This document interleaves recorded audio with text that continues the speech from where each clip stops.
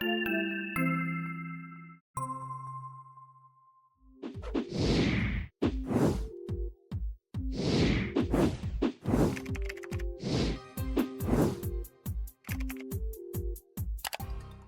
back, Richard. I really am excited about this topic because this was a big week for you. And I think that, it's not surprising that we're doing a podcast on this topic because it was a big week for you and your family. It was indeed. What happened? What was it? We had our end of year get together, and Right? oh no, it wasn't related to that. You became a grandpa again. For the fourth time, yes. Had a little granddaughter on Tuesday. Yeah. And, I've been watching this. I have four grandchildren now. So this latest version, I've had two granddaughters this year. I've been blessed with two lovely little granddaughters. They're both beautiful. Of course, they're beautiful, all that stuff.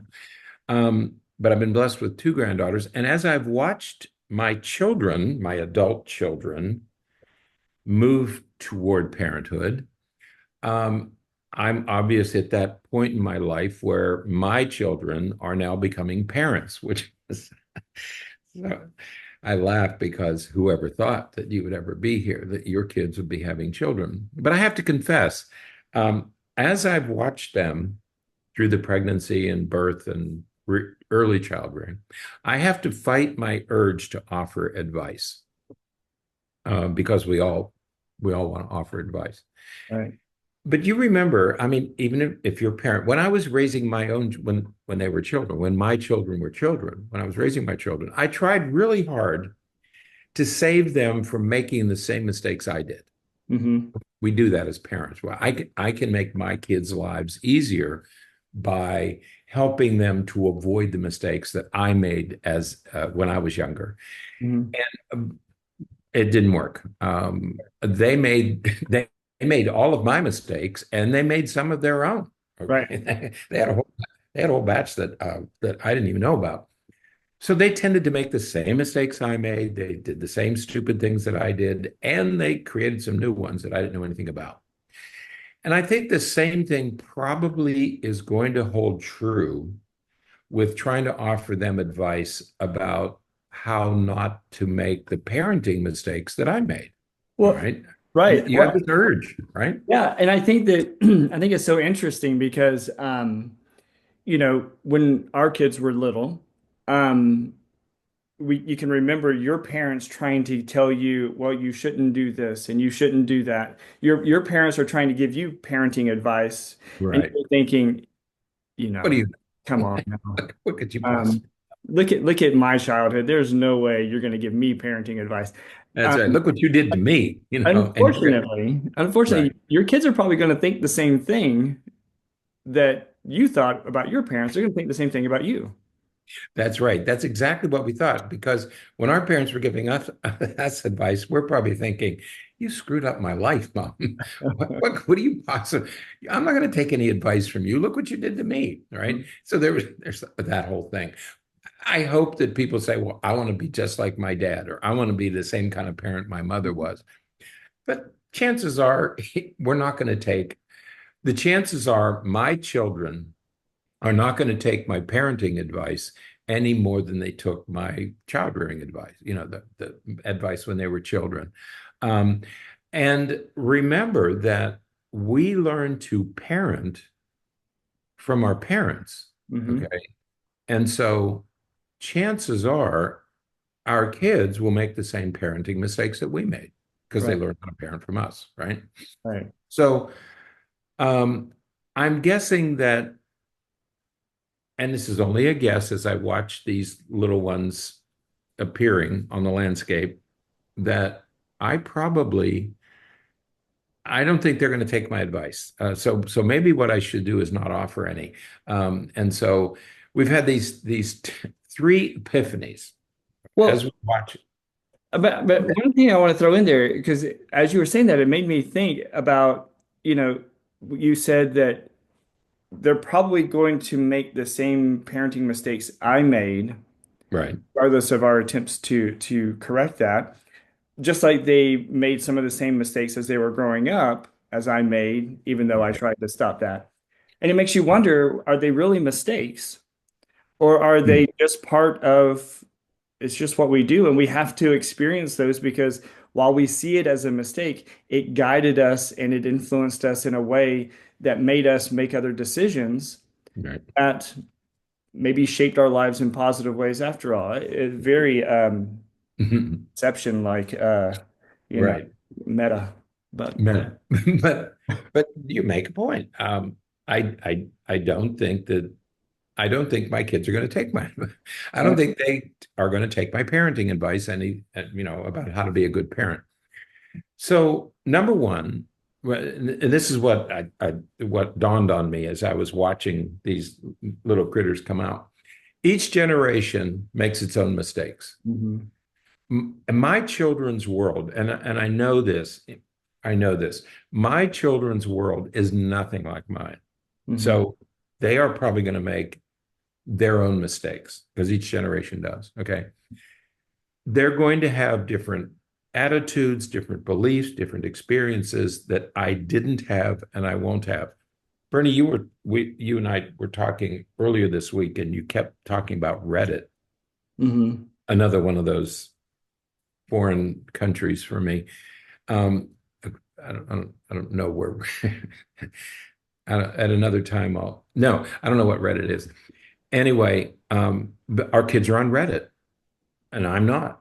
So they're going to have a whole worldview that I don't have. Right. So they have their own beliefs, experiences, and attitudes. You said the other day, your kids believe Chat GPT, Mhm. right? They think that that's the truth. Yeah. Okay, so you and I don't, but they do. So they're going to bring a different set of beliefs. So chances are they're going to do things differently. And the third thing is our children learn to parent by watching us, and probably they're going to be parents. Their parenting is going to look very much like our parenting did. Mhm. And so, but also they're probably going to add some mistakes of their own. All right. Yeah. So I had these three epiphanies as I was watching my kids have children. All right. And as we were preparing this podcast, getting ready for it, lo and behold, this article appears that with the title 10 Sad Ways Being a Parent Has Changed Drastically Since the 1980s. And I said, oh, it disappeared at the end of November, to November 21st, in an issue of in the, I'm sorry, that's my brother calling. He's in a different time zone, and he doesn't know that it's 7. Okay. So anyway, I apologize. Um, so we've discovered this new publication called Your Tango, Tango, and we find that there's a lot of worthwhile stuff on there. And lo and behold, this article appears in Your Tango.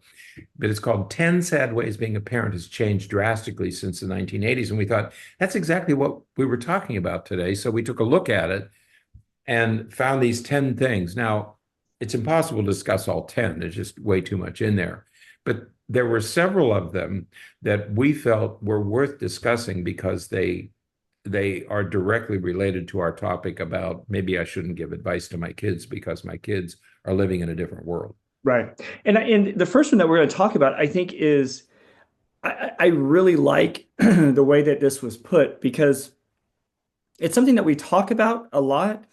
Not in any way do we talk about it in these words, but because we talk about how, when if you're growing up in the 80s, in the late Mhm. 70s and 80s, we talk about how it was like free range. It was just like open the door and you just go, right? Right. And what that meant was that we had a lot of those of us who grew up in the 80s, we had a lot of unstructured, Uns- unsupervised time. yeah. Hmm. Kids now have much, much, much more time Right. that is specifically structured and Right. supervised by adults. Right. And Hmm. that makes a big difference for Right. kids now than it did then. Because Hmm.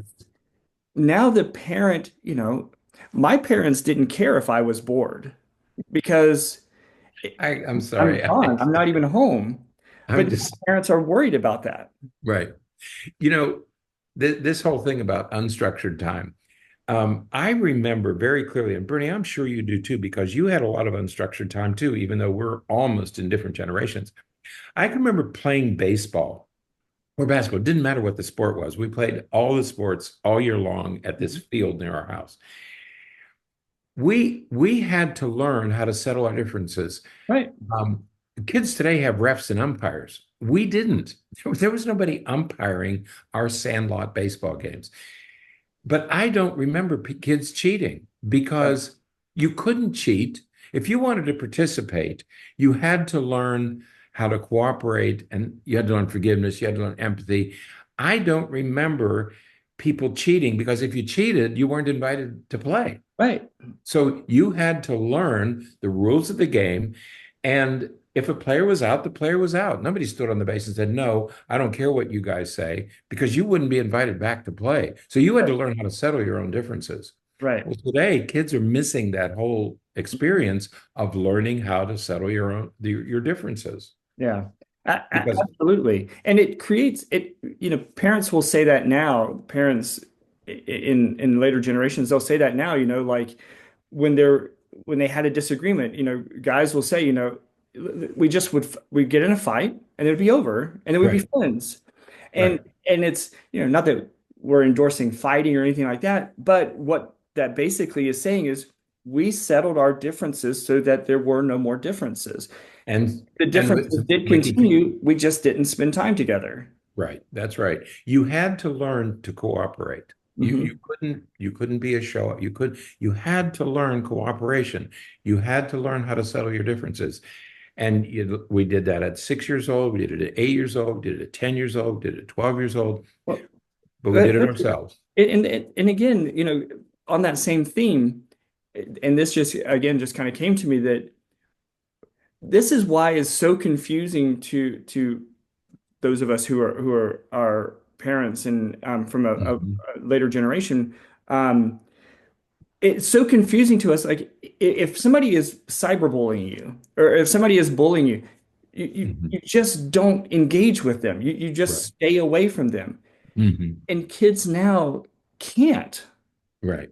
Like I get that, social media is ever present and all that kind of stuff, but again, it is what makes things today so much different than it was for us because if we didn't like a kid, unless you had to see him at school, we just didn't interact with that kid. Right. Today, kids can't do that. It doesn't work the same because there isn't an escape from, Snapchat. There's not an escape from Instagram. You can't just get away from it. Right. It's always present and people just don't stop. Mhm. So it makes a big difference. Right. Right. So the first thing is you have to learn. You need the opportunities to settle your differences without your parents being there. Right. You have to do it kid to kid. Right. Second, parents are too involved. We had a great deal of autonomy when we were growing Right. up. Our parents, like you said, we walked out of the house and we were on our own at very early ages. I mean, Mhm. I can remember doing this as a very young kid.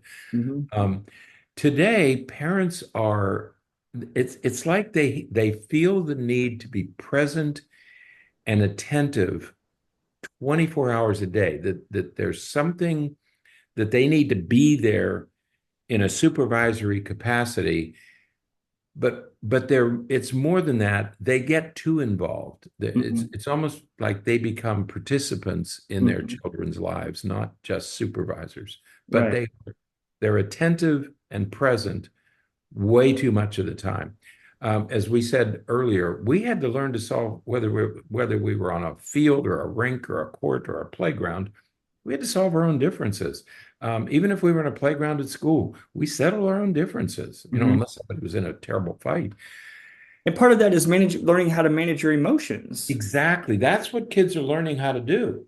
They're Right. learning how to manage their emotions. Right. Because they know if they get too worked up, too upset, it's not going to be just between you and the other kid. It's going to be like everyone is there, and there's Right. not a parent to say, stop. You know, Hmm. Hmm. we had to figure it out. And Right. and you're right. Now kids to now have a much more difficult time with that because they don't have to. There's Right. always an adult present that's Right. going to intervene. The parent is going to solve the problem, Right. which robs the child of an opportunity to learn how to solve the problem on his or her own. Right. Okay. That's what we're Absolutely. saying. The third difference, and this is a huge one, um, there's more academic pressure today than there was when we were growing up. Right. We know about the kindergarten curriculum, what we did in first and second grade, now they're expecting kindergarten students to do. Mhm. Okay, so the curriculum has been pushed down. There's a lot more academic pressure. Kindergarten used to be a time when kids learned how to be away from home, and they learned how to socialize, and they learned how to be on a schedule. Now they're expected to write, read, and calculate as a kindergarten student. So, yeah, the academic stuff is important, but is it more important than learning how to socialize? And I'm not sure that that's a good trade. We Absolutely. also have something that I call GPA fever. And Mhm. this is especially true for high achieving students who want to get into the prestigious universities, and they're chasing this GPA. And it's more important to have a high GPA than it is to learn anything. Right. The goal is to have a high GPA. The Right. goal is not learning. The goal is a score, a GPA score. Okay. Yeah, and we talk about that with to kids a lot that especially bright high school kids, Mhm. the goal of isn't to just get done with the work as fast as possible. The goal Right. should be to learn the material. And Right. because everything is standards based and because everything Mhm. is that GPA target and just all it is, college preparatory, what boxes do I need to check off to get into the best college that I want to get into? Mhm. um, they're missing out on a lot of Right. the, again, like the social development as well as, learning how to learn and learning the importance of learning. Mhm. Mhm. When the goal is just to get an A and not to learn how to do algebra, Right. there's on the surface, I think that those two goals look similar, but they're Mhm. very, very different goals. Exactly. Right. Yeah, they are. And then this whole college prep craze, fortunately, that may be ending because there was a time when every kid had to go to college. That was the ideal, that every kid would go to college. And so you had this whole thing about service hours, which appeared, I don't know, did you have to do service hours, Yeah. Bernie, when you were, No, did you? No, not we didn't either. There no. was no such thing. I like the idea of service hours if you're really doing service and it's really something you want to do. And the other thing, this idea of resume building, wow, I can assure you that when we were in high school, none of us were thinking about building our resumes. No. It was not part of the landscape at all. Okay. We played sports if we wanted to. We were in the band if we wanted to play in the band. Kids do that today to build their resumes so that they can do a college application. Many kids are doing it for that reason. Absolutely. So for all those reasons, the academic demands are different for kids now than they were before. The fourth thing is that, and it's related in some ways to some of the other things that we talked about, but now parents now have less time and more stressors and anxiety than Right. parents often tended to have in the Right. 80s. Now, Mhm. it is easier to say that now because obviously that most of the people who are listening and talking and writing about this stuff, they're parents now and they weren't parents in the Mhm. 1980s. Parents in Right. the 80s would talk about how much that they had much more stress and less time than their parents did in the 50s. And so Sure. that's going to be the case, but we know that the economic landscape is what it looks like now. But if you think about sort of combining some of the things that our parents were doing in the 80s, which is when many times for many of us, moms entered into the workforce in Right. full force, right? My mom worked full time my whole life, and so I had both parents who were working, and so that's how we became latchkey Actually. kids, latchkey kids, and so that's what we did, but when you combine that with with also the tendency for parents now to try to be ever present and Yes. always supervising everything, now you're really cutting into the parents' time and their stress levels because they're working as much as they can work, but they also have to be completely present and available and involved in everything that the kids are Mhm. doing. Right. Right. That is really spreading parents thin and increasing stress and all frustration and everything else for the parents at the same time. That's right. Um, and you said earlier, boredom. Right. My I know parents your didn't care if I mother. was bored. I know your mother. If you were bored, it was not her problem. I mean, No. she couldn't have cared less. If you're bored, that's your problem. Right. If I It's went to nothing my to mom and do. said I was bored, she would say, "All right, well, let's get the cleaning stuff out and it's November, Right. but we'll start spring cleaning." Yeah, we can take care of boredom, Yeah, right? Okay. And the other thing is that and I struggled with this a little bit. You're not your child's playmate. right. Um, there are times when I let my daughters curl my hair or paint my fingernails or something just for fun, but that was very seldom. Hmm. Um, my kids need to learn how to play by themselves. You are not their playmate. You're their parent, Hmm. and they need to learn how to play on their own. Even only children need to learn how to entertain themselves. You must give your children the opportunity to learn how to do things without you being there. Right. Okay, that's the important thing here. Not only are you stressing yourself out and overscheduling yourself, but you're ignoring your other duties like the house and the laundry and your Right. marriage. Um, let your kids learn how to manage themselves. They need to learn. Emotional development is not something that happens with a parent solving all your problems. Development occurs because a child has the opportunity to learn how to manage his or her own life. Okay. So, Absolutely. And that one leads into the last area that we're going to talk about, mhm. and that is parents now. Again, my mom, I think even if we talked to her now, she would say, I didn't care about whether you were bored or not, right? Right, There was no parental guilt uh, right, in my parents and most of our parents. right. Now, parents feel as though they have to do these things, or Mhm. else they're an insufficient parent. And part of that is social media and all of these other Right. sources of comparison that we have, where it's like, okay, well, so how did how did you mark up today as a mom or a dad? Mhm. You know, Right. or yeah, you're working, full time and you're doing all this stuff, but are you your kid's coach? Right. Right. Their soccer coach? Are you their baseball coach? Are you their dance instructor? Are you sitting and watching them dance every I'm watching it, my kids. I go to every performance. I go to every game. It's yes, it's great to be able to do that, but Mhm.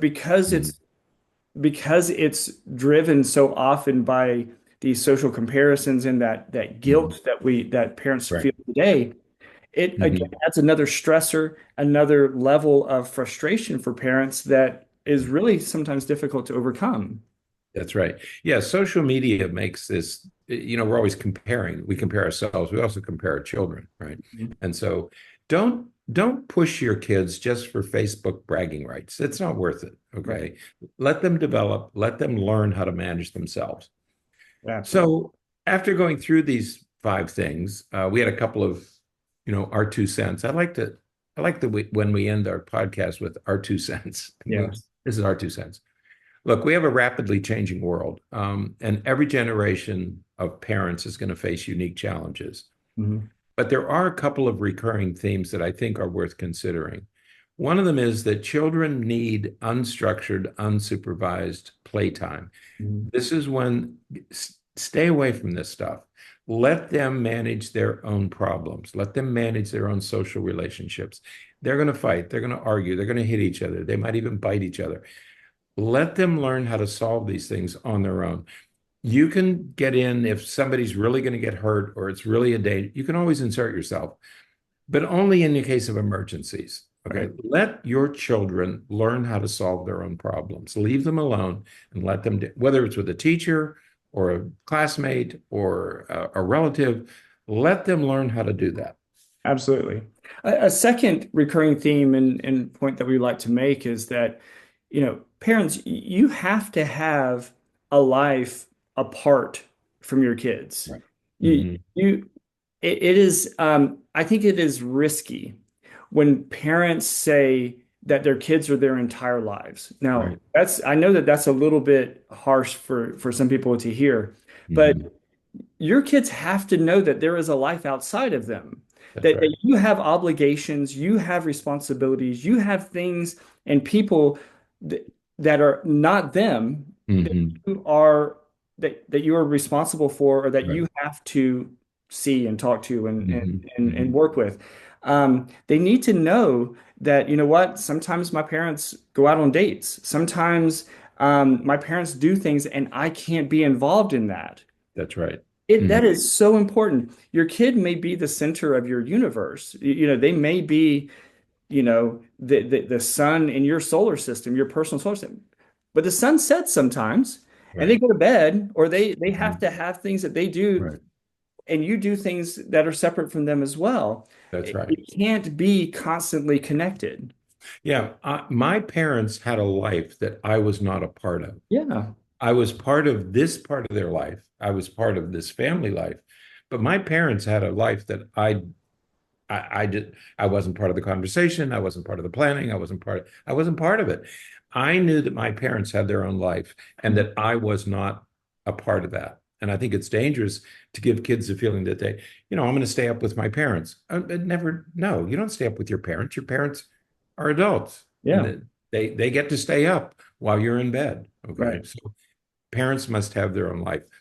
And because that leads to how many again, I say this sometimes. How many times have you heard a kid say, a Hmm.